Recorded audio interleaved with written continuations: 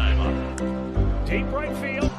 Down the line it goes. Castellanos is out of room. It's out of runner goes. 3-2 pitch hit down the line. Is it fair? It is a fair ball. Into the corner. Off and running. Chu. Yu Chang around third. He's going to score easily. And into second. Hit hard. Hit deep.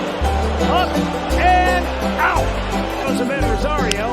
And there's a fly ball. Left field. It's deep. It's up. It's gone to the porch. It's pretty well. Deep left center field. It is gone to Souvenir City. What is up, everybody? Welcome to the first ever inaugural Cleveland Guardians Roundtable. I am your host, mediator, Kevin Sledz. With me tonight, I have the co-hosts of the Guardians of the CLE podcast, Mel Kirby and Max Goldstein. How are you guys doing tonight? Not too bad. Can't complain. Hey, doing well. We got to see some of our studs out in LA. It was pretty fun. Then we also have Brandon Lewis, co-host of the All Things Cavalier podcast and general manager of Believe Land. How you doing? And it is good to be here, Kevin. Good to talk about a team that is actually in season right now, as opposed to the depth of the off season. So good to be here. Thank you, guys. I appreciate you joining us. So we had the home run derby. Jose Ramirez was a participant. Didn't do very well. Batted right-handed for whatever reason. I don't know if it was the thumb or, like you said, Mel, maybe the way the stadium's set up. I wonder if the Guardians were like, you can do it, but you're not going to mess up your left-handed swing. You have to bat right-handed. Yeah, that could be too. I wasn't on Twitter before that all started. I totally thought he was going in left-handed. The odds on FanDuel, though, they were plus 1,600. So definitely lost a good $5 on that one. So he was obviously knocked out on the first round by the eventual champion, Juan Soto. So what are your guys' takes on the home run derby? We'll start with Mel. One thing I noticed this year, kind of like with the timer, I know they did it last year too, but you don't even really get to see the ball land. And it's weird. Like, it's just swing, swing, swing. But I also thought Pete Alonso took it so seriously. Like, everybody, like Ronald Acuna Jr. goes and he's just like leaning back on the sidelines on his phone. Pete Alonso's like meditating in the depths of Dodger Stadium, like deadlifting. Like, and it's funny, I get it. He's trying to three-peat. That's never been done before. But I mean, how cool was Albert Pujols, though? Like, I thought for sure, like, everybody was like, oh, Kyle Schwarber got a bye in the first round. He's easily going to take this. And he just could not get it going. I think that was my biggest shock. Like, Kyle Schwarber just did not show up, but it worked out. I don't know if anybody caught it, though. I think there was like a glitch in the system. Yeah. And there was actually 20 home runs counted for Schwarber, but only 19 showed up on the scoreboard. So whatever it may be, I fully think that Kyle Schwarber would have been like, let this guy have his moment anyway. So Albert Pujols had someone someone took his batting gloves and he had to go get them back after it was a tie. Like, everybody surrounded him. He thought for sure he was done. I didn't realize him and Emmanuel Passe were so tight. He was up in all of those pictures throughout the night. Yeah, He was. What do you think, Brandon? So you guys probably know this because when we talked about this, kind of all-star weekend for the Cavs, I'm not the biggest all-star type of person. I think that, the home run derby, it's cool. To me, it's kind of a gimmick. But I do think the one thing, and Mel did allude to this a little bit, the one thing I did like about what baseball did this year was they at least got you to know some of their young stars of the game. That, baseball is such a localized sport, in my opinion. It's very hard to follow kind of baseball major league and follow all 30 teams and all the players. So to be able to see Rodriguez and to be able to see Juan Soto and to be able to see these guys, just let them show their personality. In that way, to me, it was a major success, just getting those guys on the stage, regardless of how Jose did.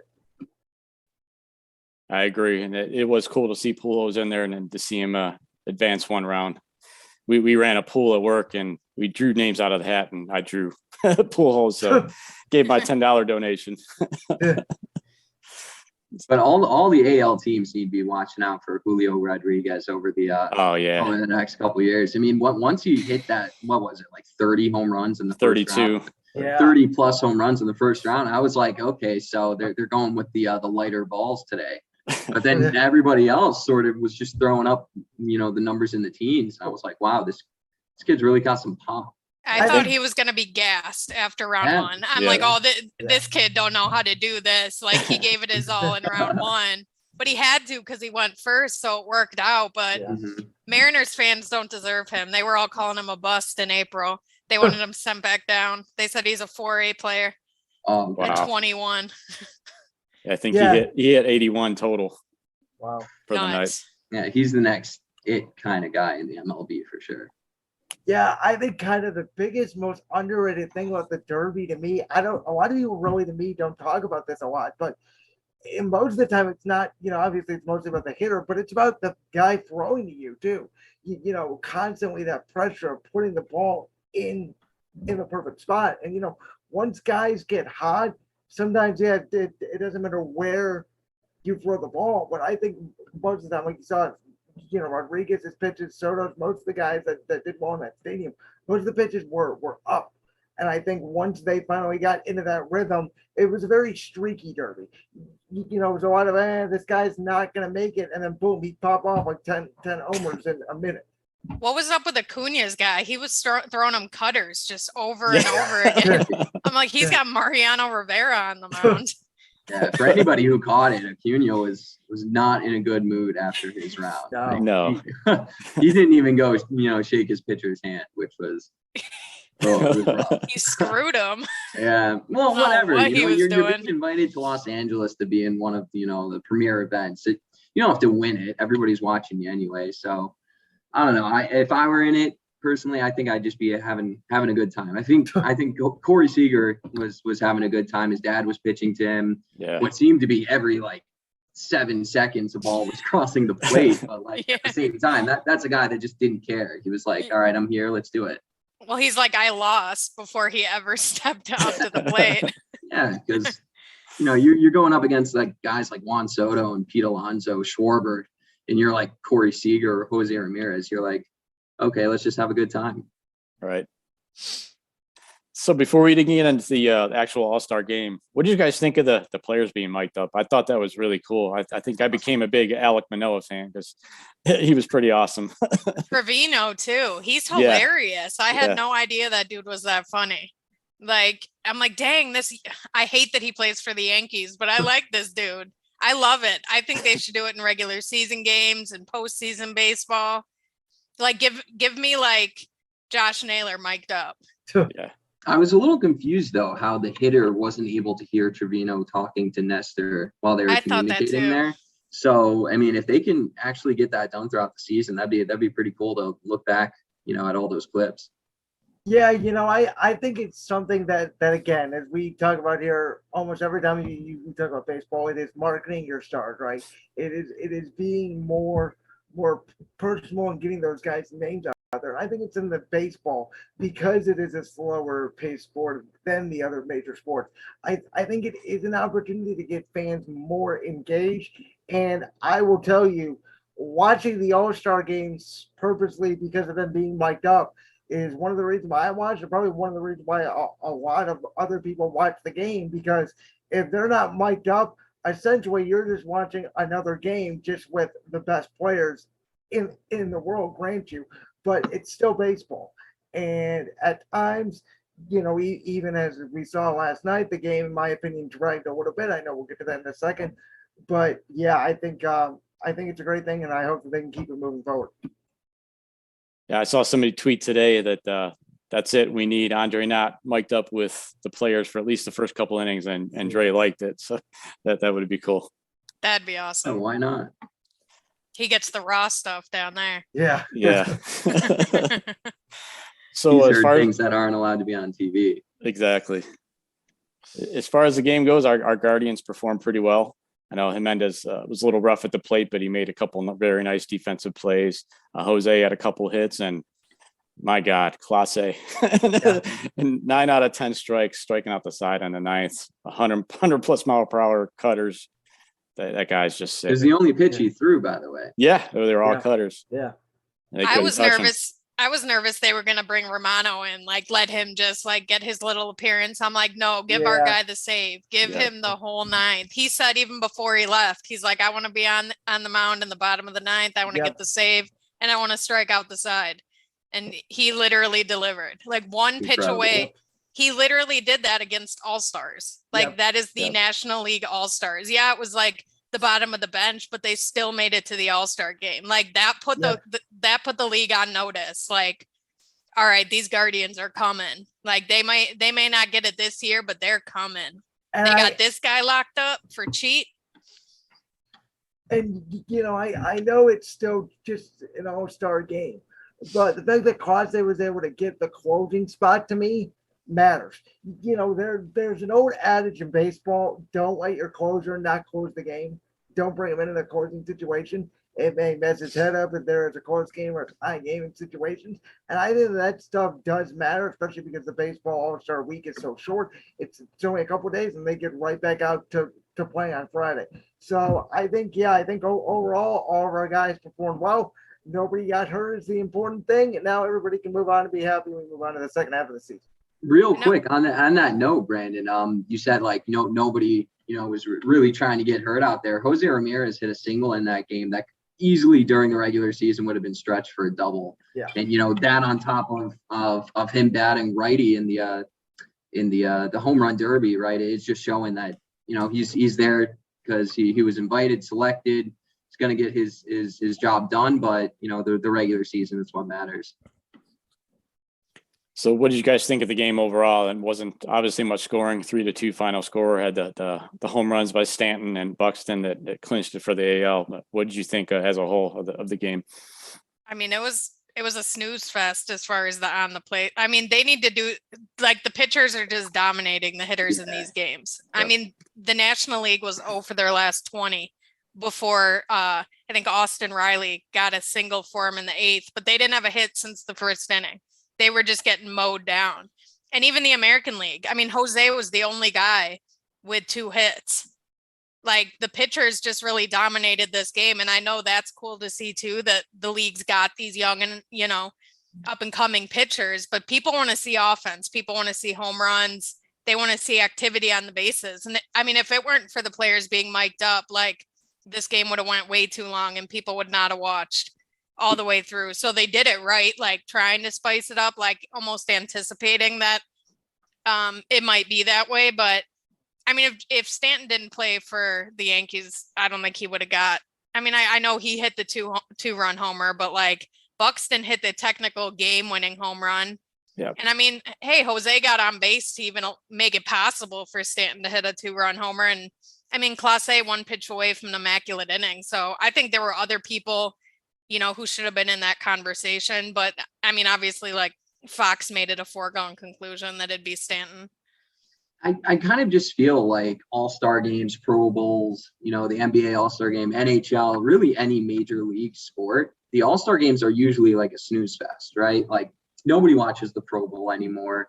The NBA all-star game is like almost a joke now. It's so nonchalant, right? NHL all-star game, they have to spice things up just to keep it interesting. So like when you have the best players in the world going against each other in baseball, it's kind of hard for you to tell them like, okay, like take it easier. Because as a hitter at the plate, you want to do your job, get on base, score runs, win the game for your team. But as a pitcher, you can't just brew fastballs down the plate and say like, here, let's see what you can do with it. And like, to Clase's extent, right? He just went in there, got his business done, 10 pitches, and we're out of here. So I don't really know, like to Mel's point, like she wants to see more runs here. It's just like, I don't really know when you're facing the best pitchers in the entire league on both sides. It's going to be a tough task. So to both of your guys' point, when they didn't have the All-Star game in 2020 due to COVID, I kind of thought, I didn't really miss it that much. It wasn't like, oh my God, we're not going to have the All-Star game this year. And I thought maybe, coming back from COVID, they may change it up a little bit. I may be the only person in the world, but I don't like the fact that they went away from the winner gets advantage in the World Series. I thought it I like mattered. that too. I liked it. I thought it really made you, even if your team wasn't good that year, or even if you didn't have a whole lot of stakes in the World Series, you wanted to watch the game to see which team in the American League, mostly the American League in our lifetime at least, would make the World Series. I understand why they did it, because some years, the team with a better record had a way better record. But at the end of the day, there's only so much you can play for charity, right? Like, there has to be some real stakes, I think, in all of these All-Star games to make it meaningful again. And hopefully baseball maybe finds that sweet spot somewhere soon, but I doubt it. The National League's just salty they can't win. I mean, it's been what, 9 years? They're like, we got to change this rule. Like, we're never getting home field. Yeah, that's probably why the rule was changed, right? It's like, okay, after like 3 consecutive years, the MLB is like, okay, guys, come on. And then it's like 4, 5, 6, 7. They're like, let's just scrap this entire thing. You've lost the privilege, right? Yeah, I'm kind of with Brandon. I'm not big on the All-Star game. I pretty much tune in to see our guys, see how they do. But the mic'd up players, that definitely intrigued me. And I also wish they kept the winner getting the home field as well. So, all right. So our Guardians, first half of the season, sit at 46-44, 2 games behind the Minnesota Twins in first place and 2.5 out of the wild card. So they're right in the thick of things in both races. I wasn't sure what to expect the first half. I mean, there's been some disappointing aspects, like Franmil Reyes. I expected I predicted he was going to hit 35 to 40 home runs. So I'm obviously way off in that right now. The starting rotation's been kind of up and down. That's supposed to be the team strength, but overall, I think you can be pretty satisfied with where they're at, all things considered, with everything that went on in the first half. Yeah, I think it's hard to evaluate young talent and contend at the same time. And it's kind of the position that this team has found themselves in the last few years. And they're doing it. And I mean, we got to give them credit. They didn't hang on to Bradley Zimmer for too long. I mean, opening day, he's out of here. Bobby Bradley was on a short leash. Yu Chang was on a short leash. Oscar Mercado, even though they brought him back, which they knew was silly. I mean, he didn't get those every day at bats. So they're doing a good job, kind of like replenishing the talent, like making sure they're giving these guys from AAA a chance. Even Alex Call. I mean, I would have went him over Oscar Mercado any day of the week for that right-handed, side of the plate, fourth outfielder. They need to do more of that. I mean, I'm looking back at my preseason predictions here. I had them at 85 and 77. That's looking all right. Like, I think they could possibly get close to that. All-Stars, I had Jose Ramirez, Aaron Civale, and Emmanuel Clase. I don't know what my obsession was with Aaron Civale, but I said he'd be in Cy Young consideration too. So I don't know. I must have really thought he'd bounce back from that finger. He started last season 9-1, so nobody can knock that prediction. Right. Yeah, and then Quan and Arias will be competing for Rookie of the Year. Arias hasn't really got that shot yet with that, broken hand that he had. Let's see what else I got. Class A will be top 5 in saves. And I do think they're going to make some kind of move at the deadline. Like Quincy always says on Twitter, the word opportunistic. That's how this front office operates. They're not going to go get Juan Soto, but I also don't think they're going to sell their team either. I think if the right situation presents itself, they'll try to consolidate some of these prospects. But also don't be surprised if they wait till the off season too. I just hope that they do something. I mean, Nick Sandlin bouncing back right before the break is huge. Like, if he can be the Nick Sandlin from last year, that's almost like an acquisition right there, because he was so bad to start the year that if he can go into a high leverage spot, that's going to help immensely. But shockingly, I kind of want him to go get a starting pitcher. I don't trust, obviously, Civale, but Plesac or Cal Quantrill either. I don't trust any of those 3 guys enough to make meaningful starts. They're too inconsistent. Cal Quantrill's command's been off, which is just odd. So I'd like to see him go get a starter to kind of pair with Bieber and McKenzie in the front. Look, and the opportunity is going to be there. I mean, I'm pretty sure, most of the MLB is going to be looking to make acquisitions and moves this, before the trade deadline. And, you were saying it before, we're an opportunistic type of organization. And if you think back to all of the great trades we've made over the last couple of years, right? That Francisco Lindor trade, where we got a haul from the Mets, including Andres Jimenez.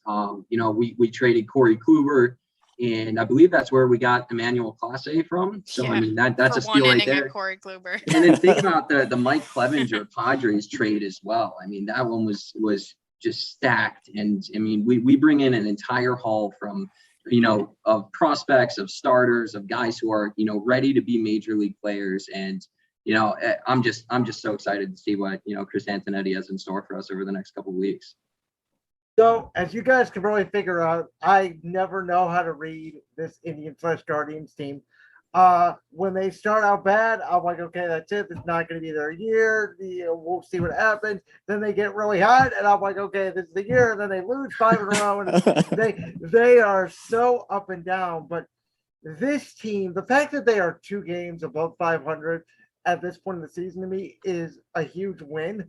I think that this team is easily the most disrespected team in the city. I think there are some fans out there that think this team is not very good, and I don't know why that case is, because I think this team is loaded.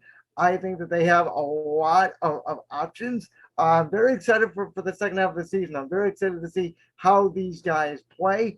I think if you get Reyes back, potentially fully healthy, obviously, yeah, I think we all had, thought Reyes could have a big year, but at the same time, he was hurt for most of the first half of the year. He just came back, and, it does take a little bit of time for guys to get back in rhythm. We'll see. There's also a possibility, if they want to, I'm sure Reyes may even be a trade candidate down the line. If they really do feel that, Josh Naylor is kind of their DH of the future, they want to bring up Bo Naylor or, whatever options they have. Like, this team they have a lot of really good talent, but they have a lot of good talent at the same positions. And I think that that's the problem, is not, they have a lot of good players, but not everybody's going to get to play every day. And for me, the one position that I think that they need to go after at the deadline, to me, is I don't think it's a starter, really. I think it's more of a bullpen guy, because I think the bullpen is good once you get to Clase. I think getting the Clase late, especially if the starters are not having their best night, kind of those middle innings have been a struggle for this team. And to me, you will always need additional bullpen help in the postseason. Your starters really, at the most, what do they go in a postseason? 4 or 5 innings, probably 60-70% of your time will be spent on the bullpen. So if this team does make the postseason, which they definitely have a great shot at, I think they're going to certainly need some more bullpen help down the stretch. That's a good point too, because I was looking at a stat the other day, and the Guardians they have 43 quality starts in the first half of the season, which is good enough for 4th in all of baseball. And that makes, that it kind of leads to my point that, like, those bridge innings, like the 6th, even the 7th, have been the issue on this team. Like, obviously we got Clase in the 9th. I'd be more in favor of, like, Trevor Stephan in that 8th inning role. I think he's got better stuff that's better suited for that setup role. And then if you could have Sandlin in the 7th, kind of mixed with Eli Morgan as like a multi-inning bridge guy almost. As good as Eli Morgan has been, he got way too changeup heavy when we were playing all those games against the Twins. The league's starting to sit on his changeup. He's got to mix in that slider. And if he could do that, I think he could be, like, crucial in that 6th, 7th inning role, because Sam Hentges is falling off a cliff, like, a little bit sooner than I kind of expected him to. But we got to, like, he hasn't had that experience in the minor leagues. He got called up way too soon last year, out of necessity, when our entire rotation went down. But any type of pitching help is going to be beneficial. I fully expected to see Nick Mikolajczyk by this point in the season, but he's lost a few miles per hour of velo down in AAA, and he's been a little more inconsistent than I think most of us thought. But there's not really help from within coming for that bullpen this year. If Karinchak, though, can get back to his old self, He's the wild card. Like Yeah. that would be like if you Dude's a could have knucklehead. if you could get Karen Check to somehow figure out how to pitch without sticking tar on the baseball, him and Quase together would be a dynamic. I mean, if you could get the lead after 7 innings, it would pretty much be over. Which, I mean, that was their idea when they had Karen Check and Quase together, but it just hasn't manifested to this point. No, it sucks too, because Karen Check, I mean, you know, that this goes for a lot of the pitchers throughout the league, were absolutely dynamite before that rule change. And it wasn't necessarily like illegal stuff that they were doing. It was fully legal. It was just a little bit of suntan lotion with some rosin, get a little grip on the baseball. But ever since that changed, look, he's gotten injured for a very long period of time. He's come back, gotten, you know, just walking the bases loaded left and right. And there's no control. So, I mean, that's clearly where he was finding his success. So I really, at this point, I don't see Karen Check ever being the pitcher he used to be unless he can gain that advantage back.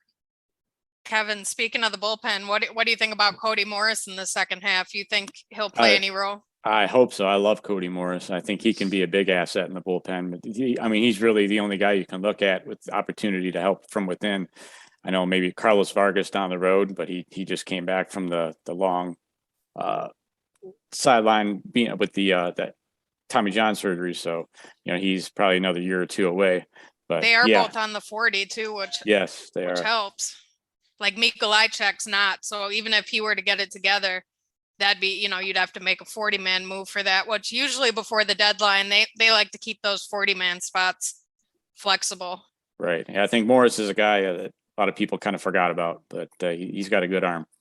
So he's one to watch in the second half for sure. So Brandon mentioned Franmil Reyes possibly being traded. There's been some chatter with that. I know the Guardians were pretty upset that he didn't come in better shape like they asked him to do, so he could play some outfield. And on top of that, he's pretty much done nothing with the bat in the first half of the season. So I don't know what his value is, but that's a real possibility. And like you said, moving Josh Naylor to DH with his leg problems might be better suited. And that could open up the possibility of a guy like a Josh Bell or Trey Mancini. You know, Josh Bell would be a prime candidate for them because he's in the last year of his contract. Not going to take much to get him. He's having a really good year. He's a guy that could come in and help him the rest of the season. I know there's been talk about possibly Nolan Jones moving to first base. They don't want to do that in season. That's something you'd want to work on in the off season, obviously, and in spring training. So those are two guys, you know, at first base. Outfield is tricky now because you've got Nolan Jones, you've got Stephen Kwan, you've got Oscar Gonzalez if he ever gets back. They've all looked pretty good, but I still wouldn't let that hold me back from going after a guy like a Brian Reynolds either. So what are your thoughts with the trade deadline and any names you have specifically that you'd like to target? Yeah, I'm fully in favor of moving Franmil Reyes. I mean, it's important to note too, Scott Boras is his agent, and I don't really see the Guardians doing much negotiating with Scott Boras. And I just think where baseball is today, the DH position is, you get so much more value out of it if you can kind of interchange guys. The way it is right now, we're kind of locked into Franmil Reyes at that DH spot, unless he's getting a day off where Naylor's DHing. But if you have that flexibility to DH Josh Naylor, because we all know, like, I cringe every time he runs. Like, this dude's playing at probably 75, 80%, and he's still giving it all he's got. And he's having a great first half, probably more than most expected out of him. And I think if you could kind of give him those half days off, just give that leg a chance. But the problem is you cannot have Owen Miller playing first base. Oh, I mean, no. Owen Miller's approaching like 600 career at bats with the Guardians. And I think that's usually 500, 600 at bats is usually that time where they kind of start to make a decision on a guy. And, you know, his chances are running out. Like his bad offense is starting to affect him defensively.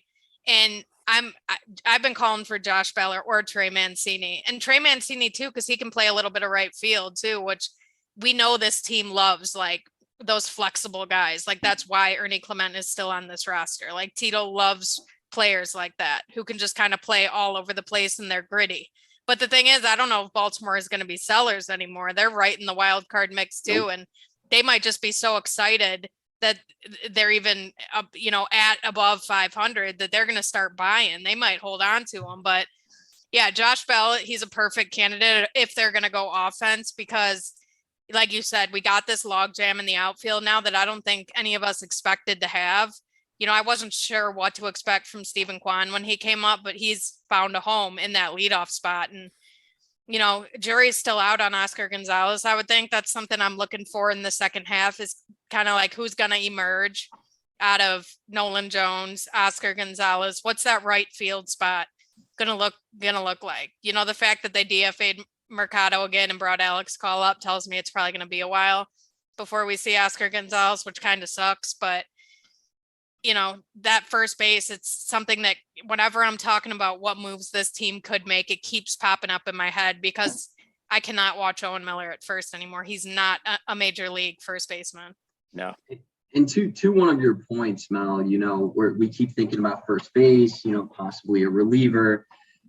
I don't think there's ever been a season where I guessed the correct position that our front office actually ends up, There's acquiring. never leaks either. That's Never. what sucks. Yep. There's Never. never leaks. I mean, look, the hole right now somewhat is first base. Obviously, there's some work to be done in the outfield here and there, and then we need a reliever. But,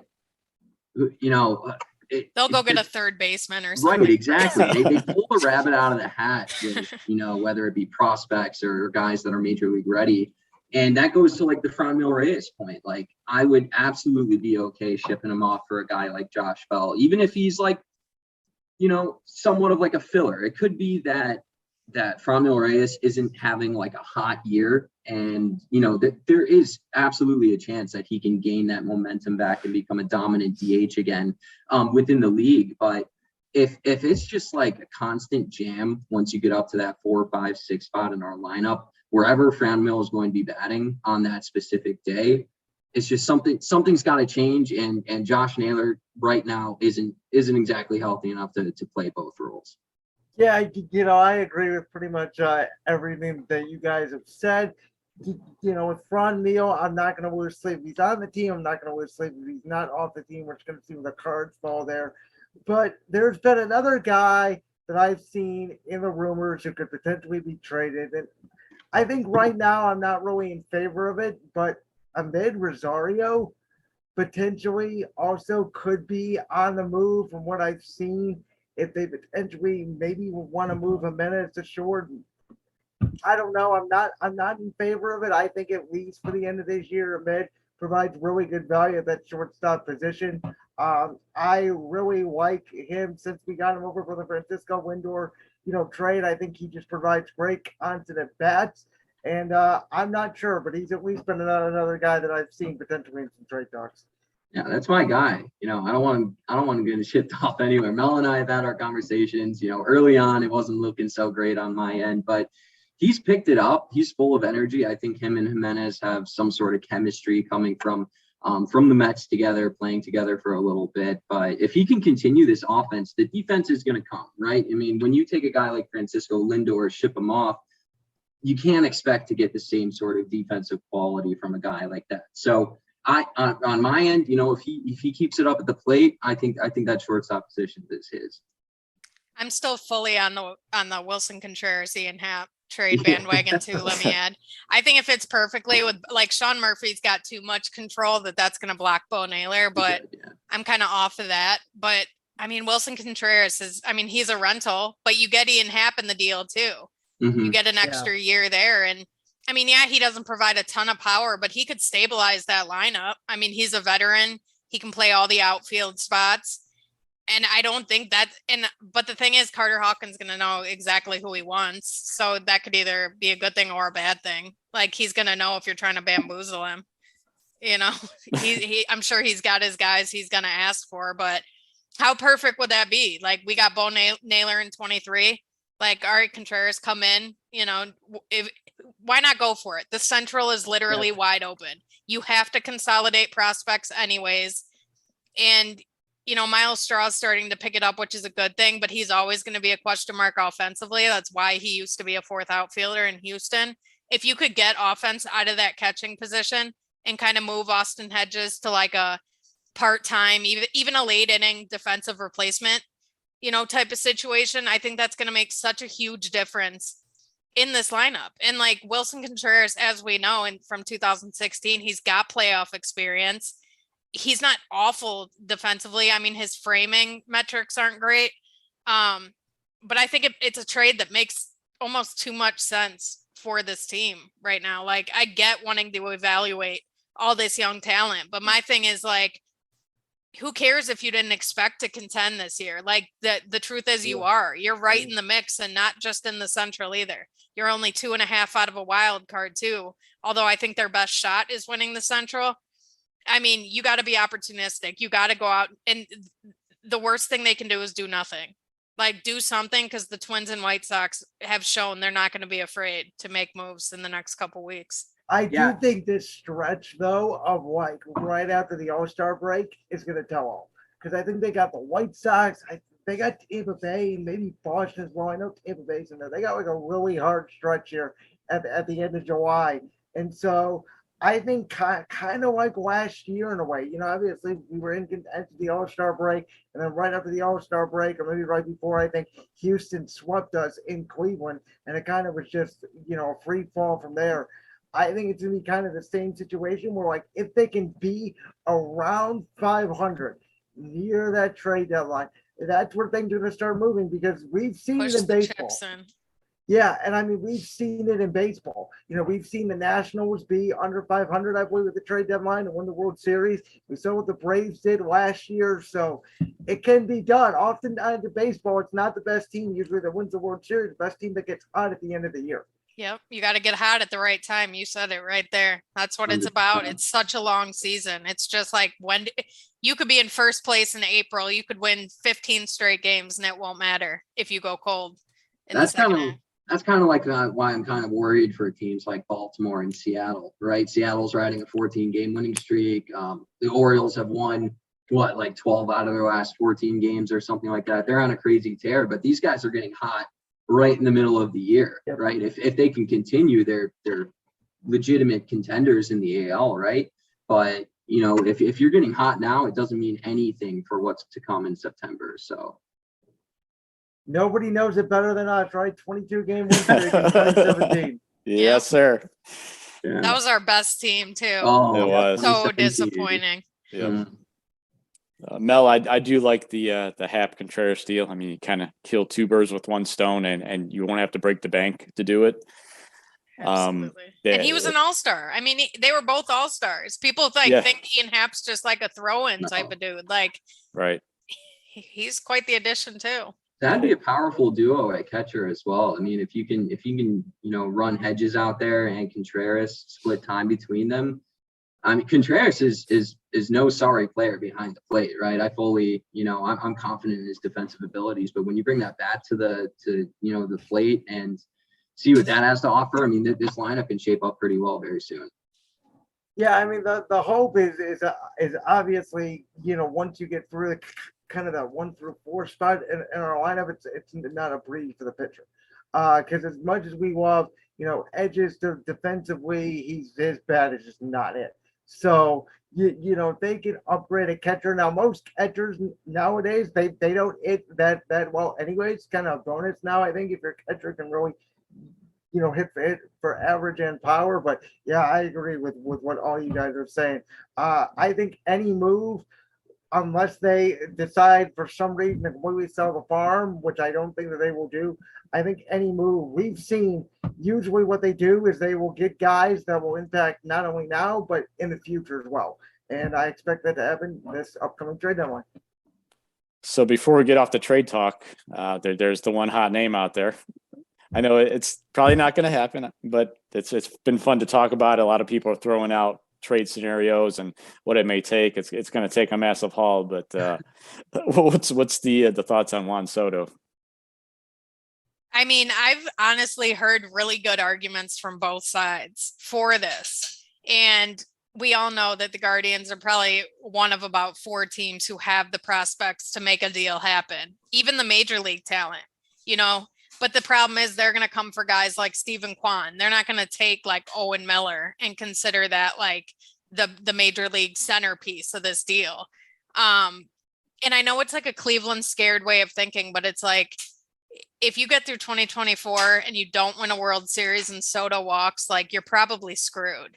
And I know we have the depth to kind of, you know, you could trade like a Valera. And I mean, and people are trying to compare this draft pick we just got the other night, like, you know, drafting him in the first round. Like that has nothing to do with it. I don't think that makes Valera any more expendable. No. But that's who they're going to want, like the future Juan Soto. That would be like their future right fielder. And I do think they could kind of weather the storm and they'd rebuild that farm system.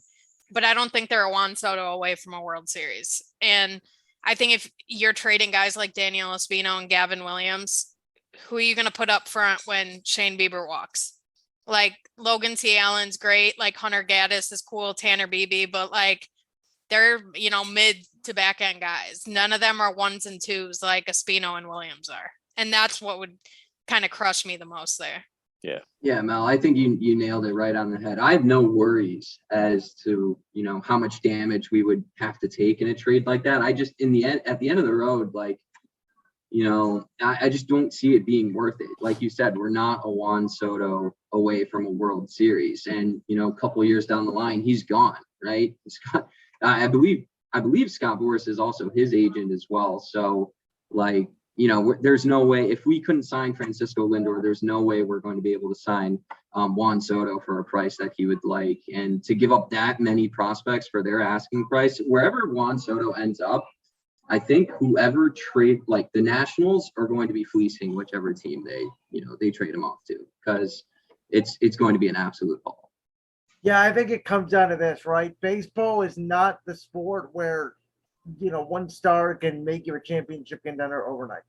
Baseball, you know, you can make the argument baseball is the ultimate team sport. You know, the Angels with Trout and Ohtani, you know, I know Trout's on the IL now, but they arguably have the two best, you know, hitters / players in the game, and they fire their manager and they're under 500.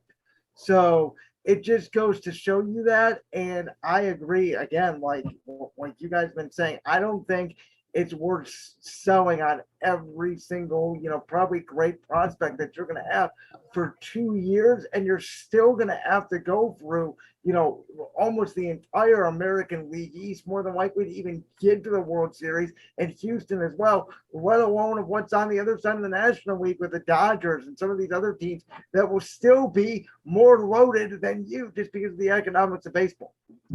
And they're probably asking for Tristan McKenzie, like not Zach Plesac as far as like on the pitching side goes. So not only are you giving up like Espino and or Gavin Williams, you're probably giving up Tristan McKenzie too. I would also keep an eye out for the New York Yankees. Obviously, they can afford anybody they want any given day of the week. So that's just point number one. But number two, I don't know if anybody's been paying attention.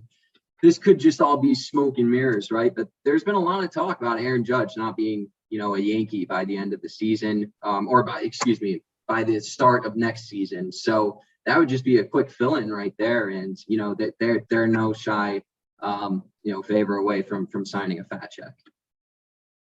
I saw Aaron Judge say at the All-Star game, it's not about the money. He wants to be a Yankee. And I'm like, what? It's literally all about the money. You would have said by now. Maybe he wants to grow a beard. Yeah. And with the Guardians and Soto, I mean, he's under control for 2 more years beyond this season. So you're pretty much getting him for a season and a half, because before that last season, you're going to be trying to trade him to recoup some of the prospects you gave up, because there's no chance in signing him, as we all know. Yep. All right. So say they don't make any moves externally. What young guys, and we're already seen some of the guys like Stephen Kwan, Nolan Jones, Oscar Gonzalez. What guys are you looking at to possibly come up to the second half to help them out if they don't make any moves externally? Tyler Freeman. Yep. I think he's probably, position player wise, he's probably like, he might be the next one to get the call. And that's where like the Ahmed Rosario talk comes in. I do think they keep Ahmed Rosario till the end of the season. They'll probably trade him in the winter, if anything. But then it's like, if you call Freeman up, where are you giving him at bats at? He's a second baseman. I mean, shortstop, but he doesn't really have the arm for short. So I think that's what's keeping him in AAA is just where do you get him at bats? And then on the pitching side, like we talked about, definitely Cody Morris.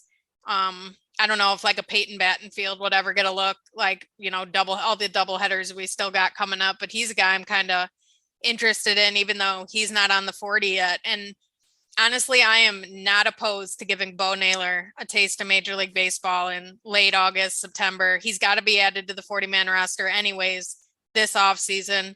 Why not let him get some of those lumps out of the way, get comfortable with some of these pitchers this season? So, he's more likely to be ready to go come 23. Yeah, and I'd have to agree with Mo with Cody Morris, Tyler Freeman, possibly a taste of Bo Naylor. We'll have to see about that. But, I mean, we've already seen the call-ups this year, right? Stephen Kwan, Oscar Gonzalez. We got to see Gabriel Arias for a little bit as well. But I think, this is it, guys. This is the squad we're going to be running with. Should we not make a trade at the deadline here? But I wouldn't expect to see that many more call-ups throughout the season that would make any super significant changes to the lineup. Yeah, I agree with Cody Morris. Again, I think pitching help is what they need the most. I agree position-wise. I think position-wise, they are pretty much set with the guys they have.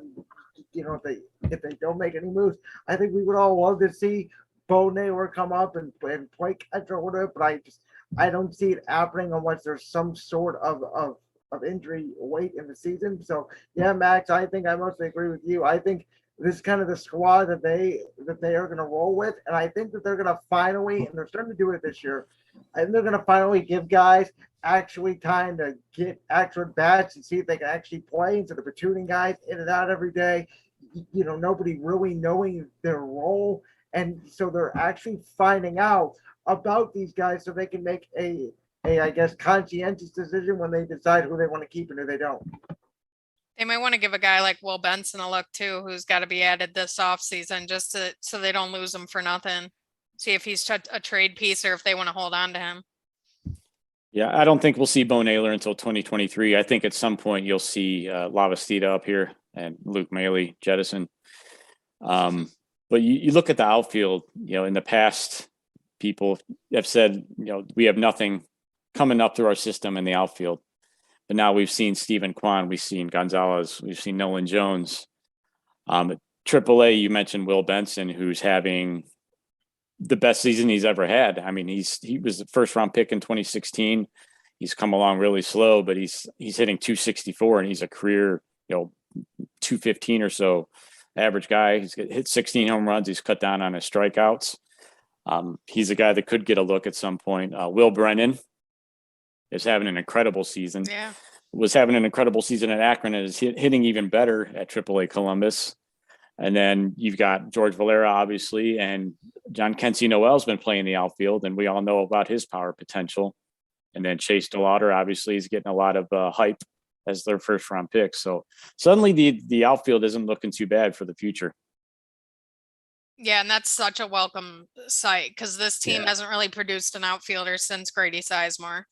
And Legend. It's just awesome to have that kind of depth growing at those positions. And it could even make a guy like Miles Straw move back to being a fourth outfielder one day. I still don't think the extension was a bad idea. He plays elite defense, and even if he's coming off the bench, he's still going to provide you value. That and finding guys that just play every day. Not having, like I keep saying, a platoon of outfielders of 3 or 4 guys coming in. Guys don't know when they're inning, what batting order they're doing. We've seen most of these teams in baseball. The good teams usually have, for the most part, their lineup set from the midway point of the season on. And so to see guys like Kwan and Gonzalez and even Straw, just get some consistency in that outfield, it gives fans a reason too to say, like, okay, I know this guy is going to be here. Like, I feel safe that, like, oh, I can come see him at the ballpark outside of Jose. All right, before we wrap things up, second half of the season, let's get some predictions. How are you feeling about it? Mel, go ahead. We'll start with you. I'm keeping my 85. 85. I'm feeling confident about my 85. I got my freaking Cleveland Guardians winning the AL Central. Let's get it, guys. Come on. Let's go. Division's wide open. White Sox are not playing great ball. The Twins are playing inconsistent ball. Let's just ride this wave to a division championship. Get a playoffs. Hey, I agree again. I think Detroit is coming, but not till next year. I think the White Sox are on a downswing, and I don't trust in the Minnesota's pitching. I think this Guardians team, I'm going to say 90 wins, and it Ooh. wins this Wow. division. I'm going to say 90, and it wins the division. I don't see how you don't get to 90 and don't win the division, unless it's one of the worst divisions in the history of baseball. Go win the division with that. That's enough. Depending on what they do, those two teams do at the deadline. But like, I'll never trust the White Sox Lance Lynn's cooked. They got Tony La Russa as their manager, and they got Tim Anderson playing a completely different game than anybody else when he's on the field. And it's not in a good way. And I love that their social media team blew up their double play last night, even though their guy almost threw the ball in the stands. I was just about to say, they got Tony La Russa as their manager. That's all you need to know. Horrendous. Don't trust it. I'll stick with my my 88 win prediction. I think it's attainable, especially if they make a couple moves. Like you said, the White Sox don't scare me, the Twins don't scare me. So let's do this. Let's go. It'll be a fun second half. Let's do it. All right, guys, it was fun. Appreciate you joining us for our first ever Guardians Roundtable. And like we said, hopefully we have a successful second half of the season when we're talking about some postseason baseball in October. Let's do it. All Yes, right. sir. Thanks for joining, guys.